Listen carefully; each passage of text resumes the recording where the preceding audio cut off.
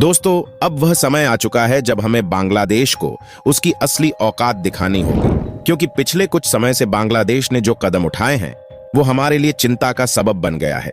बांग्लादेश की डरपोक सेना जो म्यांमार की एक छोटी सी अराकान आर्मी से नहीं जीत सकती, वो भारत को आंखें दिखा रही है। हाल ही में कुछ खबरें आई हैं कि बांग्लादेश ने भारतीय सीमाओं पर निगरानी के लिए नए ड्रोन तैनात कर दिए हैं। ये कोई छोटी मोटी बात नहीं है, बल्कि हमारे घर के दरवाजे पर खड़ा एक ऐसा खतरा है जिसे नजरअंदाज करना हमारे लिए भारी पड़ सकता है। क्योंकि हाल ही में बांग्लादेश के मुख्य सलाहकार मोहम्मद यूनुस ने भारत के पूर्वोत्तर राज्यों को लेकर जो विवादित बयान दिया था, उसको लेकर पहले से ही भारत सरकार हाई अलर्ट मोड पर है। कुछ रिपोर्ट्स के मुताबिक भारतीय सेना भी तैयार है, खासकर रंगपुर इलाके को लेकर। इसीलिए सवाल उठने लगे हैं कि क्या बांग्लादेश पर कोई बड़ा एक्शन होने वाला है। असम के मुख्यमंत्री ने जो इशारा बांग्लादेश के रंगपुर को लेकर दिया था, क्या वह सच होने वाला है? इस पूरे मामले में अब तक का लेटेस्ट अपडेट क्या है और भारत आगे क्या कदम उठाने वाला है, सब आपको इस वीडियो में बताएंगे। तो वीडियो को पूरा जरूर देखना और लाइक करके चैनल को भी सब्सक्राइब कर लेना। तो सबसे पहले बात करते हैं उस इलाके की जो इस पूरे मामले का केंद्र है, यानी सिलीगुड़ी कॉरिडोर, जिसे हम प्यार से चिकन नेक कहते हैं। ये हमारे देश का वो पतला रास्ता है जो पूर्वोत्तर के 7 राज्य असम, अरुणाचल प्रदेश, मणिपुर, मेघालय, मिजोरम, नागालैंड और त्रिपुरा को बाकी भारत से जोड़ता है। ये रास्ता सिर्फ 20 से 22 किलोमीटर चौड़ा है, लेकिन इसका महत्व बहुत बड़ा है।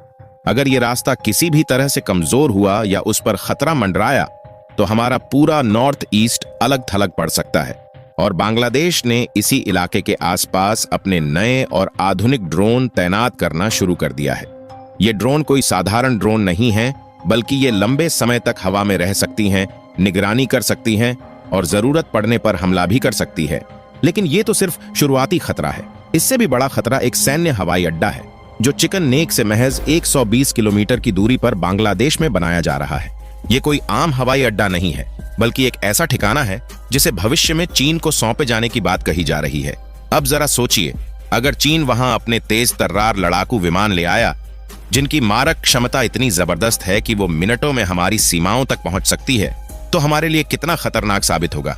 ये हमारे लिए सिर्फ एक खतरा नहीं, बल्कि एक ऐसा संकट है जिसने सरकार की नींद उड़ा दी है।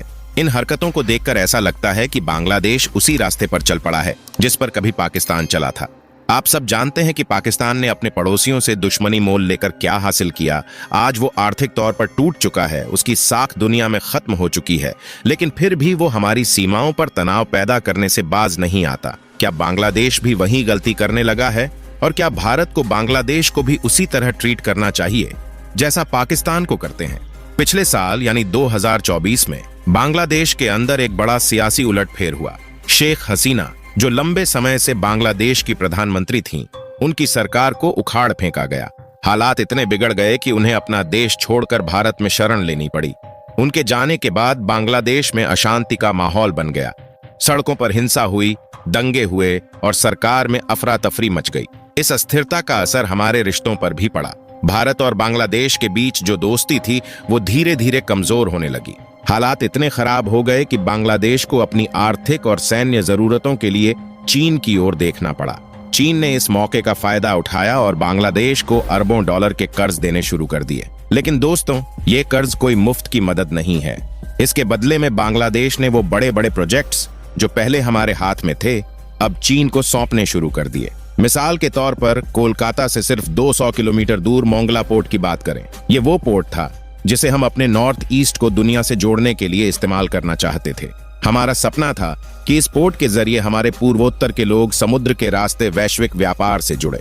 लेकिन बांग्लादेश ने ये मौका हमसे छीन लिया। उन्होंने इस पोर्ट को चीन के हवाले कर दिया। चीन ने इसके लिए $400 मिलियन यानी करीब 3,300 करोड़ रुपए देने का वादा किया है। हमने भी इस पोर्ट के लिए मदद की पेशकश की थी, लेकिन बांग्लादेश ने चीन को चुना। अब बात करते हैं बांग्लादेश की दूसरी बड़ी हरकत की।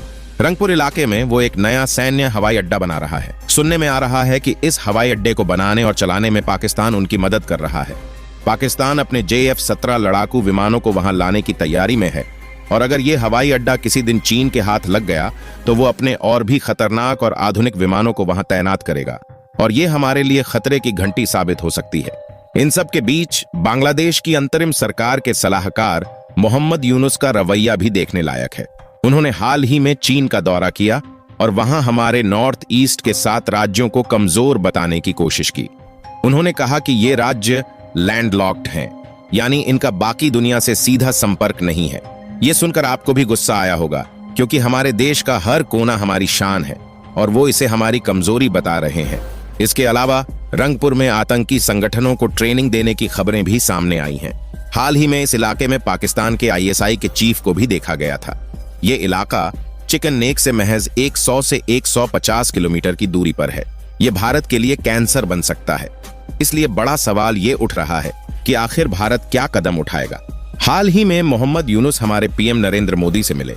ये मुलाकात एक अंतर्राष्ट्रीय सम्मेलन में हुई थी, लेकिन इस मुलाकात में वो गर्मजोशी नहीं दिखी जो आमतौर पर देखने को मिलती है। आपने देखा होगा कि PM मोदी जब किसी दोस्त देश के नेता से मिलते हैं तो गले लगाते हैं, हाथ थामते हैं, उनकी पीठ थपथपाते हैं। ये सब कूटनीति में दोस्ती और भरोसे का संकेत होता है, लेकिन यूनुस के साथ ऐसा कुछ नहीं हुआ। PM मोदी का रुख सख्त और ठंडा था। इससे साफ है कि भारत अब बांग्लादेश की हरकतों से खुश नहीं है। अब बात करते हैं बांग्लादेश की एक बड़ी गलती की। वो ये भूल गए कि उनके देश की ज्यादातर जरूरतें हमसे पूरी होती हैं। हर साल भारत उन्हें चावल, गेहूं और दाल जैसी जरूरी चीज भेजता है। इसके अलावा बिजली, गैस, पेट्रोलियम भी हम ही सप्लाई करते हैं। अगर हमने ये सब बंद कर दिया तो उनकी अर्थव्यवस्था जो पहले से ही डगमगा रही है वो कोलैप्स हो सकती है। ऊपर से अमेरिका के नए राष्ट्रपति डोनाल्ड ट्रंप ने उनके सामान पर 30 से 34% का भारी टैक्स लगा दिया है।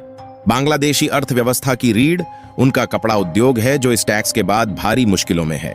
इन सब हरकतों के जवाब में हमने चिकन नेक के पास अपना S-400 एयर डिफेंस सिस्टम तैनात कर दिया है। ये सिस्टम दुनिया के सबसे आधुनिक हथियारों में से एक है। ये 400 किलोमीटर के दायरे में किसी भी हवाई खतरे को पल भर में खत्म कर सकता है। बांग्लादेश तुर्की से TB2 ड्रोन ला रहा है, जो 300 किलोमीटर तक उड़ सकते हैं और 24 घंटे से ज्यादा हवा में रह सकते हैं। लेकिन हमारे S-400 की ताकत के आगे ये ड्रोन कुछ भी नहीं है। इसके अलावा हम कुछ और मजबूत हथियारों को भी उस इलाके में ले जाने की तैयारी कर रहे हैं। लेकिन सवाल ये है कि क्या सिर्फ बचाव करना ही काफी है? क्या हमें अब आगे बढ़कर कुछ बड़ा करना चाहिए? कुछ लोग कहते हैं कि हमें अब वही कदम उठाना चाहिए जो हमने 1971 में उठाया था। क्या आपको नहीं लगता कि हमें चिकन नेक को और मजबूत करने की जरूरत है? अगर हम रंगपुर जैसे इलाकों पर कब्जा कर लें तो न सिर्फ हमारा नॉर्थ ईस्ट सुरक्षित होगा, बल्कि चीन और पाकिस्तान की जोड़ी को भी सबक मिलेगा।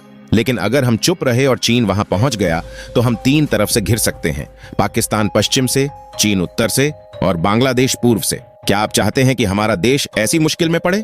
दोस्तों, ये हम सब के लिए सोचने का वक्त है।